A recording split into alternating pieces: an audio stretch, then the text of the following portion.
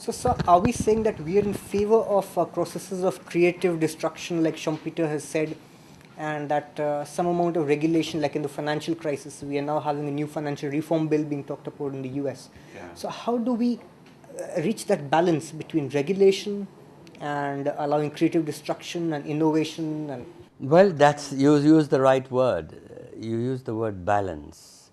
One of the meanings of dharma is balance. It's a balance inside a human being, but it's also a cosmic balance. And so, yes, that's the secret. That how do you achieve that balance so you don't stifle that creative energy? Right. I mean, that's the regulators, since it's a conference of regulators, Yes. that is the challenge before the regulator. That you are able to catch crooks, but in the process, you don't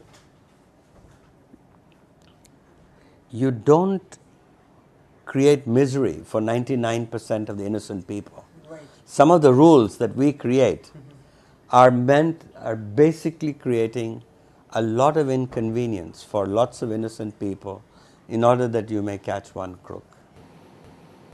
So then coming back to say regulation and say policies now, if you could discuss policies, and coming back to Kissinger, you've written in your book India Unbound about Kissinger teaching you while you were a student that India's posture, diplomatic posture, is very moralistic and not very realistic. It's not realpolitik.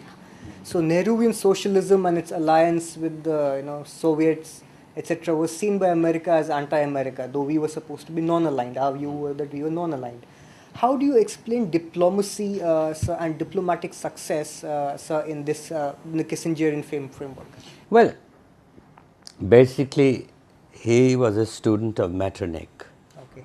of the great 19th century ruler who the Austro-Hungarian Empire, and the belief that he and all those people in the 19th century had was that diplomacy should be done in private, and that public diplomacy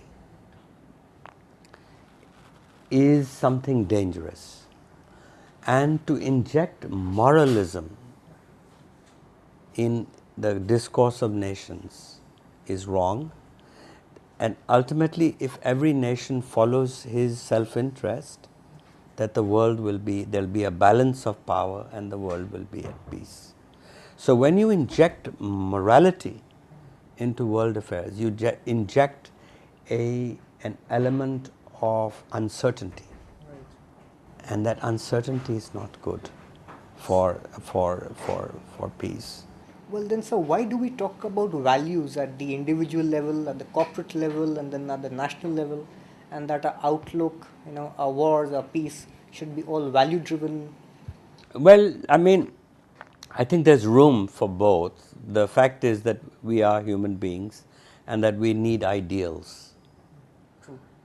But we should not take that too far in trying to create policy.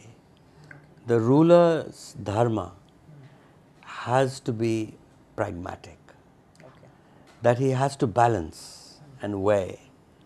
And for example, I think in the case of this oil spill, in the BP's oil spill in America, in the Gulf of Mexico, Obama has been smart because there was a huge clamor to put these people behind bars, send them to jail, try these BP executives. Right. And his concern was ultimately with the victims. Because, frankly, that was very sensible. The level of evidence you would require to show prior intent to harm or prior knowledge of a catastrophe it won't stand up in court. In other words, without a reasonable doubt, you cannot prove to a judge Right. that this person is guilty. Right. And so this was a much more pragmatic dharma.